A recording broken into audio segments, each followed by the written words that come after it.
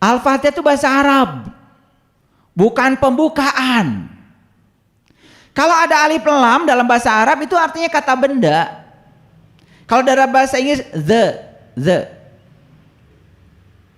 Ya, the kata sandang. The dalam bahasa Inggris, dalam bahasa Arab alif lam. Jadi Al-Fatihah berarti alif lam dan Fatihah. Fatihah sendiri artinya adalah pembuka. Sudah pakai alif lam menegaskan kalau itu adalah alat untuk membuka. Ulangi, Al-Fatihah itu berarti kata benda. Kalau kata benda berarti alat. Kalau alat, ada barangnya dong. Jadi surat Al-Fatihah itu yang 7 ayat itu ada barangnya. Ada barangnya. Nama barangnya adalah Al-Fatihah, kunci untuk membuka. Apa yang dibuka? Yang dibuka adalah ketertutupan dirimu dengan Tuhanmu. Itu Allah begitu dekat bersamamu, lebih dekat daripada urat tali lehermu. Sedekat itu kok masih ada hijab, masih ada penghalang. Sampai sekarang kok belum merasakan kehadirannya. Lucu bukan? Nah, hijabnya harus disingkapkan. Kalau hijabnya disingkapkan, berai semua. Makanya surah Al-Fatihah terdiri dari 7 ayat. Loh kok sama ya 7 ayat dengan simbolisasi dari leluhur kita tadi. Katanya Shirathul Mustaqim rambut dibelah 7. Apa kaitannya? Ternyata Al-Fatihah itu adalah kunci pembuka mata kalbu yang dapat mengantarkan kita untuk bisa bertatap wajah langsung dengan sejatinya diri kita. Persis seperti ilmu yang diajarkan para nabi, Allah pada para nabi, para rasul, agar kita bisa mengingat Allah banyak-banyak. Itulah intisarinya. Kok angka 7 banyak sekali ya? Coba perhatikan, angka 7 kita hitung. Al-Fatihah 7 ayat. Ayat itu bahasa Arab artinya tanda, 7 tanda. Cari 7 tanda itu, kalau kau bisa menemukan 7 tanda itu, kau akan bisa menemukan kode rahasianya. Leluhur kita mengatakan Shirathul Mustaqim rambut dibelah 7. Ternyata kode rahasianya 7 juga. Kita pergi haji, muter di Ka'bah 7 putaran, 7 lagi. Kita mondar-mandir atas Safa dan Marwah 7 juga. Kita ambil batu melempar jumroh 7 juga. Ternyata kalau kita ingin kurban dan kurbannya adalah sapi, itu pun harus 7. Bukan ber-7. Salah kaprah. Makanya di Quran jelas yang harus dikorbankan oleh kamu itu sudah spesifik, yaitu sapi betina. Lagi-lagi sapi betina itu simbolik. Sapi betina Al-Baqarah. Ini bukan sapi jantan, betina. Kalian kurban sapinya malah jantan. Udah jelas kok di Quran. Ciri-ciri sapi betina itu 1, tidak muda. 2, tidak tua, pertengahan. Apa maknanya? Kalau kamu belajar meniti ke dalam diri, jangan nunggu tua, keburu budek. Muda aja udah budek. Jangan terlalu muda. Karena apa? Terlalu muda belum bisa menyimpan kode rahasia. Karena di situ ada kode rahasia yang harus disimpan. Itu maknanya. Pertengahan. Ya, mumpung masih hidup. Apa ciri berikutnya? Ciri berikutnya apa? Tidak tua, tidak muda, pertengahan. Ciri berikutnya apa? Warnanya kuning, kuning tua. Ini malah hitam putih. Tapi kalau ngomong kayak yang bener, Pedoman hidup saya Quran. Ntar dulu, Quran tidak bilang sapi yang untuk kurban itu warnanya hitam putih, kuning tua warnanya. Ayo jujur, Quran yang bilang begitu. Kemana aja sih? Karena kamu bacanya Arab terus. Setelah itu ngikutin orang. Apa kata orang yang diikuti? Walaupun tidak jelas. Padahal itu adalah perumpamaan. Udah berapa cirinya? Tidak tua, tidak muda, pertengahan. 3. Kuning tua warnanya. Itu menceritakan spektrum kulit manusia. Jelas berarti sapi betina itu mengarah kepada kendaraan yang disiapkan Tuhan untuk memperjalankan sang jiwa kepada Tuhan. Mana kendaraan itu? Tubuh kita. Makanya tubuh manusia adalah kitab suci tertua yang diciptakan Tuhan dengan tangannya sendiri.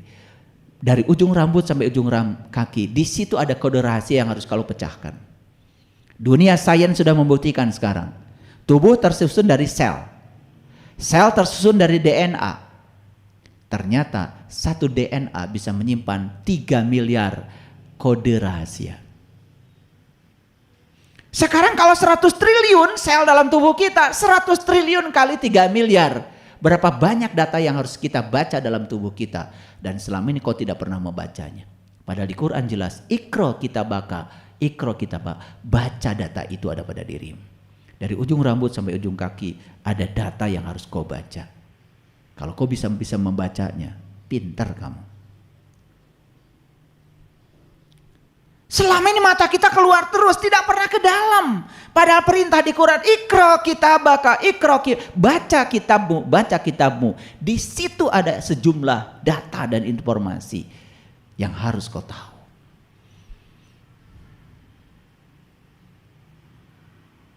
Oke? Kembali lagi pada Al-Fatihah tadi. Jadi Al-Fatihah artinya adalah pembuka. Kalau pembuka berarti kata benda. Kalau kata benda berarti alat dong. Betul? Lihat surat Al-Fatihah. Huruf pertamanya aja ba. Betul? Saya tanya, huruf pertama Al-Fatihah apa? Alif, Pak. Udah berapa tahun kau beragama? Saya nanya huruf pertama surat Al-Fatihah, alif. Kalau huruf pertama hijaiyah, ya alif. Kan pertanyaan saya huruf pertama surat Al-Fatihah apa? Ba. Dan ba itu titiknya kan di luar. Betul? Masih di luar. Nah ternyata ba itu bisa diartikan babun, pintu. Setiap pintu kan ada kuncinya. Lah kalau kalian lupa naruh kunci, repot. Sekarang kunci masuk rumah pun udah pakai kode, betul nggak? Iya. Masuk hotel sekarang nggak pakai cetrek, nggak gitu lagi, pakai kartu, ditempel, tak, gitu kan? Kenapa bisa begitu? Itu pakai barcode namanya. Jadi pakai barcode. Jadi si kartu itu kemudian dicas. Ketika dicas dia menggunakan sistem kuantum. Jadi itu frekuensinya sudah disesuaikan. Nah begitu tek gitu ke kamar itu bisa dibuka. Nah kartu lain yang bukan kamar kita gak bisa dibuka. Itu terkuantisasi, frekuensinya cuma 1. Itu satu kode rahasia. Itulah kenapa manusia harus belajar fisika kuantum. Kuantum dari kuanta itu terkuantisasi. Semua itu bersifat diskrit. 1 digit saja nomor telepon tidak mungkin WA bisa nyasar. Nggak usah khawatir karena semua sudah terkuantisasi. 1 frekuensi. Pusing kan? Udah supaya tidak pusing saya stop bicara itu. Nanti kalau saya bicara teknologi kalian nggak ngerti. Bicara Al-Fatihah aja udah pusing. Betul nggak? Nah jadi ba itu apa? Batu babun, tapi ba juga bisa berarti baitullah. Baitullah itu artinya rumah Tuhan, rumah Allah. Kan kita ingin jumpa dengan dia. Ya jelas dia sudah ngasih alamat kok. Langit dan bumi tidak akan cukup menampung zatku, tapi kalau punya orang yang beriman itulah rumahku. Nah, supaya bak ini bisa dibuka, kita harus ketemu sin. Sin. Setelah bak kan sin. Keren banget tuh. Ini kalau saya kaji huruf per huruf sampai huruf nun, gak selesai 10 SKS kuliahnya. Gempor kalian, gak bisa berdiri lagi. Apa tuh sin? Loh, kalian sering baca. Salatullah salamullah ala toha rasulillah. Salatullah salamullah ala yasin habibillah. Gak sadar-sadar. Siapa sin itu? Siapa sin itu? Aduh, pengen nangis saya. Salatullah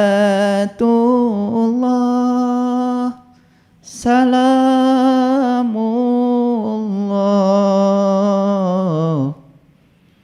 ala toha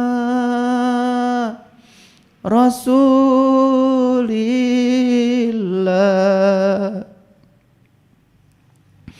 Salatullah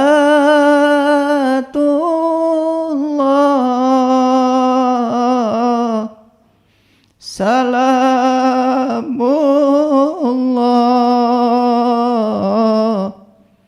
ala yasin habibillah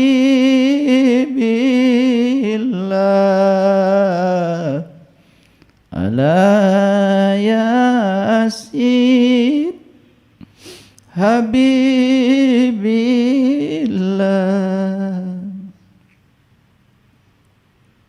Gak usah banyak-banyak bacanya. Kita minta kepada Allah, ya Allah sambungkan aku dengan Toha, sambungkan aku dengan Yasin, Siapa Yasin? Habibillah, orang yang sudah dicintai Allah. Siapa Yasin itu? Yasin itu adalah para rasul, para nabi. Itulah utusan Tuhan yang akan membantu kamu membuka kode rahasia tentang ba. Makanya ba ini tidak akan bisa dibuka kode rahasianya kalau kau belum ketemu dengan sin. Begitu ba dibuka, begitu kodenya, aksesnya sudah kau dapatkan dari sin, dari toha. Berikutnya apa? Kau akan dapat mim. Mim itu adalah ma'rifat, mengenal. Siapa yang kita kenal? Allah Ar-Rahman Ar-Rahim. Lengkaplah surat Bismillahirrahmanirrahim. Ba, sin, mim, Allah Ar-Rahman Ar-Rahim. Sampailah pada dia. Sampailah pada sifatnya dia. Kenapa? Kalian tidak akan pernah merasakan hangatnya api kalau kalian tidak pernah menyentuhnya. Dan kalian tidak akan pernah merasakan sejuknya air kalau tidak pernah menyentuhnya. Kalian tidak akan pernah merasakan Allah dari tulisan Allah. Kalian tidak akan pernah merasakan Allah dari sebutan Allah. Kalian hanya akan bisa merasakan Allah dari Allahnya itu sendiri. Terus ya, begitu kita sudah buka ba, kita sudah dapat kode rahasia dari sin, kita sudah dapat mim, kita sudah sampai kepada Allah Ar-Rahman Ar-Rahim. Sifatnya menjadi sifat kita. Kita sampai pada sumbernya cinta. Begitu kita sampai pada sumbernya cinta, maka kita mulai bisa mencintai. Berhenti kita ingin dicintai, berhenti merengek-rengek untuk diperhatikan orang. Kenapa? Alhamdulillahi Rabbil Alamin. Karena segala puji habis buatmu ya Allah.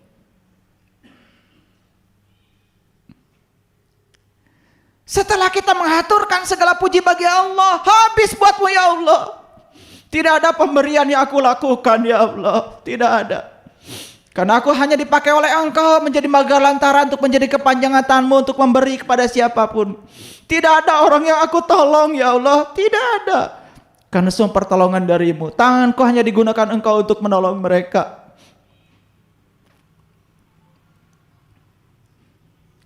Hilang semua. Perasaan diri kita berjasa. Hilang semua.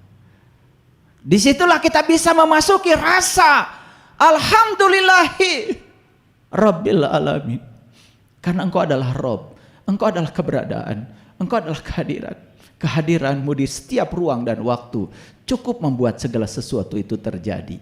Tidak ada satu peristiwa pun di semesta tanpa kehadiranmu ya Allah. Tidak ada.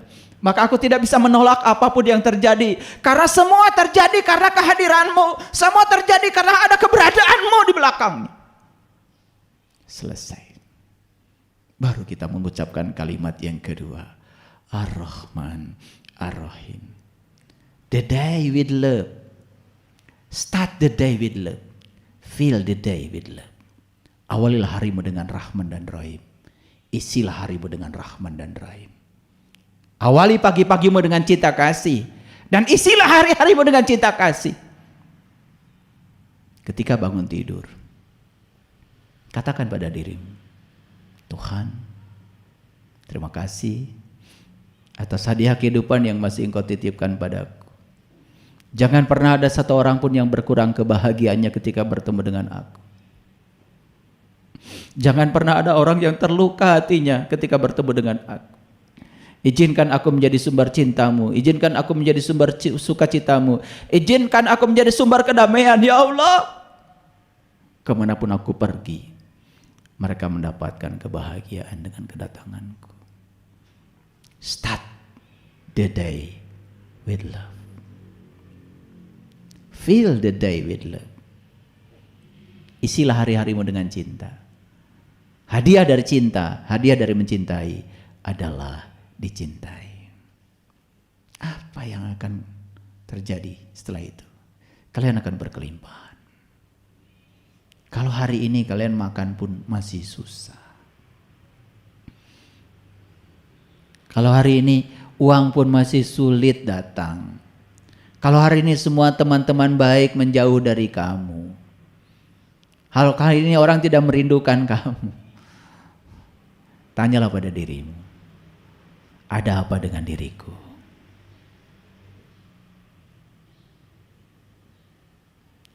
Setelah fase Ar-Rahman, Ar-Rahim, berikutnya apa? Maliki Yaumiddin. Hanya Engkau yang berhak menghukum ya Allah. Hanya Engkau yang berhak menilai ya Allah. Kau akan terbebas dari kebiasaanmu menilai dan menghukum siapapun. Kau akan mulai bisa menerima semua orang apa adanya. Ukur setiap orang berdasarkan ukuran orang itu. Jangan ukur orang menurut ukuranmu. Karena semua akan menjadi salah. Salah alat ukurnya. Baru iyaka na'budu wa iyaka nasta'in. Hanya kepadamu ya Allah. Hanya kepadamu aku menyembah. Hanya kepadamu aku minta tolong ya Allah. Hanya padamu. Apa minta tolongnya? Ihdinas syiratal mustaqim. Minta tolongnya cuma satu. Tunjuki aku ke jalannya orang-orang yang telah Engkau beri nikmat saja. Tunjuki aku ke jalannya para nabi, para siddiqin, para syuhada dan orang-orang yang soleh. Hanya itu ya Allah. Wa husna ulaika rafiqa. Itulah teman yang sebaik-baiknya, yang harusnya menjadi temanmu dalam hidup. Keren gak surat Al-Fatihah? Lalu dipungkas dengan huruf nun. Selesai.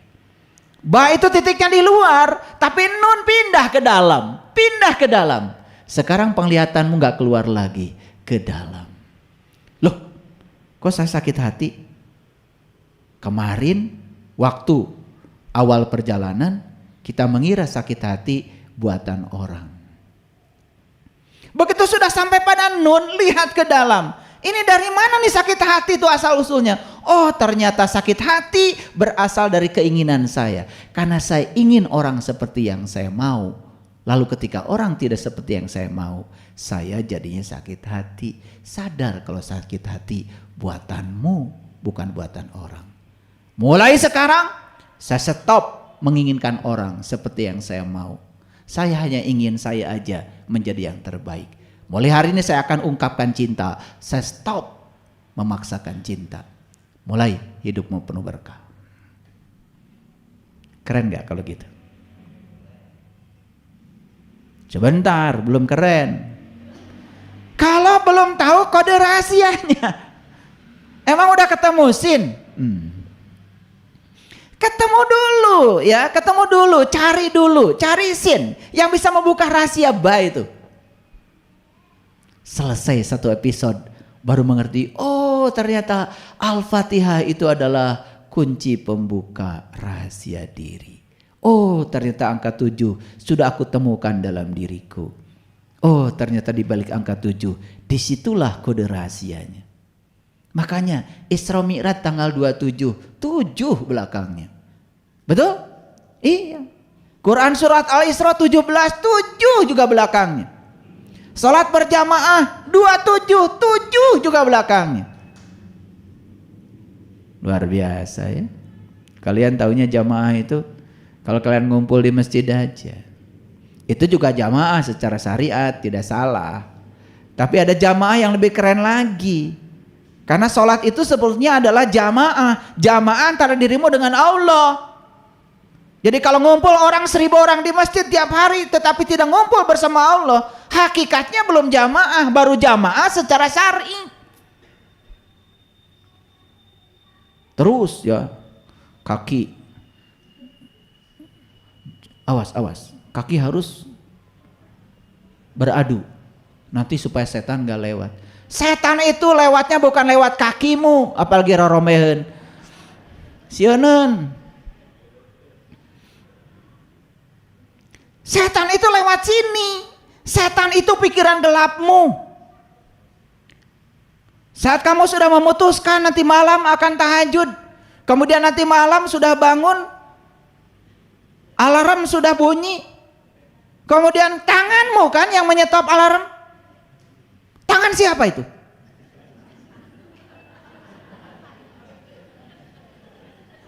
Sampai sekarang masih belum kenal sama setan.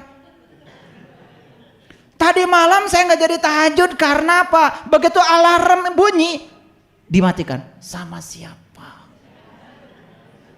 Sama setan. Oh, setan sekarang sudah bisa mematikan alarm. Masih belum jelas, pagi-pagi lihat itu setan di cermin. Ternyata setan itu huluna segede muning, awakna segede hurang, ayana dikuring, rupana jiga eta nu ngomong setan.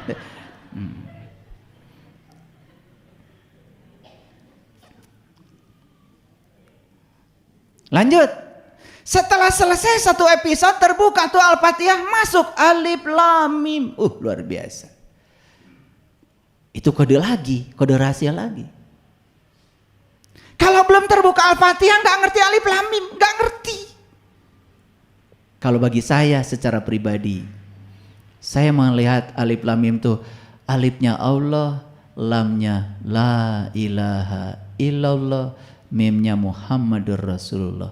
Bagi saya alif lam mim itu adalah syahadat sejati. Saat saya bisa menyaksikan Nurullah, Nur Muhammad, Nur Insan ya sebagai satu kesatuan dalam diri.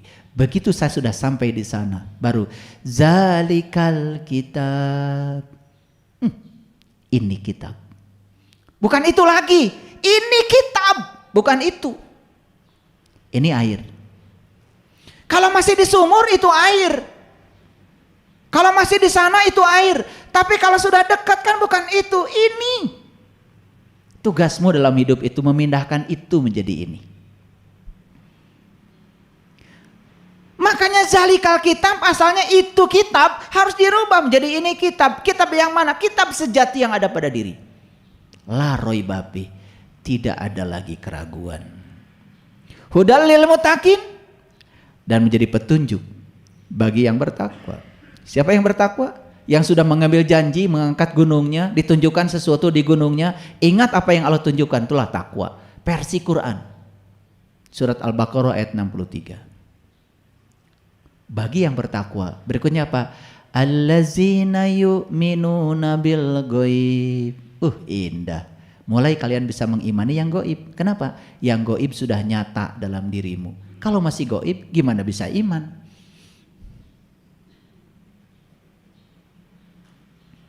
Allazina yu'minuna bil ghaibi wa yuqimunas shalah.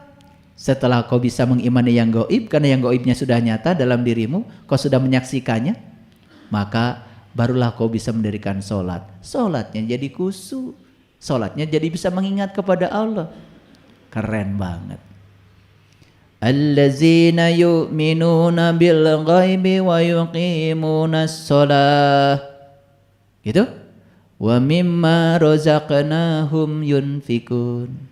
Baru bisa berbagi. Apa yang dibagikan? Subhanallah. Membagikan ikan. Mereka hanya makan ikan. Tapi kalau membagikan kail, mereka bisa cari ikan sendiri. Makanya orang yang berilmu tidak pernah membagikan ikan. Dia bagikan kailnya. Silakan. Kenapa? Ikan terlalu banyak dalam dirimu. Maka di Quran surat Al-Kahfi itu cerita tentang laut dan ikan luar biasa. Dalam dirimu ada laut yang sangat luas, dalam dirimu juga ada ikan. Dan ikan itu bersembunyi di balik batu. Itu kata surat Al-Kahfi. Di mana batunya? Temukan Hajar Aswad dalam dirimu. Di situ bersembunyi. Ada kode rahasia lagi.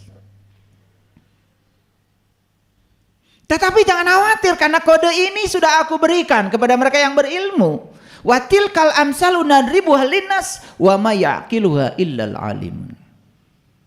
Terus sampailah di Quran surat An-Nas kebuka semua rahasianya. Luar biasa enggak? Gitu enggak ngaji selama ini?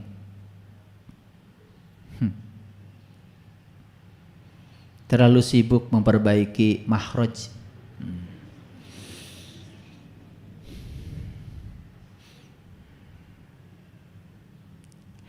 Watil kal amsal sa. Naon teh hartosna teuing.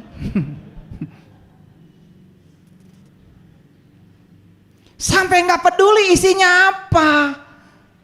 Saya bukan menyepelekan itu, silakan kalian kalau mau belajar bahasa Arab ya silakan. Tapi jangan kalau sudah selesai membacanya benar sesuai mahrojnya, jangan merasa sudah selesai. Pesannya apa? Ini surat loh, surat. Surat itu ada pesan di dalamnya. Makanya Quran itu berbeda dengan kitab suci yang lain. Di kitab suci yang lain adanya pasal, ayat. Di Quran itu surat, surat loh ini. Gak ngerti-ngerti dari dulu. Surat itu untuk dibaca dan dipahami isinya apa. Kan gitu, ya. Baca terus. Surat dari siapa, Bu? Anak saya. Di mana anak ibu? Di Rusia. Jadi bahasanya apa? Rusia dong. Kirim surat sama ibu. Iya. Senang ibu. Senang luar biasa. Surat dari anak. Udah dibaca? Sudah. Berapa kali? 1000 kali. Ngerti isinya, Bu? Teuing. Usina manaon. Padahal beritanya anaknya kecelakaan di Rusia karena nggak bisa baca, bunga we. Dasar. Paham maksud saya? Oke. Banyak kalau gitu kode rahasia harus dibuka. Nah sekarang saya mau kasih tahu. Orang bisa baca DNA, ada kodenya? Ada. Sekarang ya di pemerintah ada khusus lembaga forensik yang menggunakan alat-alat yang canggih untuk membaca kode rahasia DNA. Apakah si A dengan si B ini satu keturunan atau tidak? Makanya kecelakaan pesawat kan yang diperiksa bukan korbannya, yang diperiksa ini adalah keluarganya. Supaya apa? Supaya nanti ketahuan ini kaki siapa, ini tangan siapa. Karena sudah berantakan gak dikenali lagi. Tapi bisa digabungkan, ini kaki siapa, tangan siapa, bisa. Hanya dengan cara membaca kode DNA-nya. Ada kode rahasianya.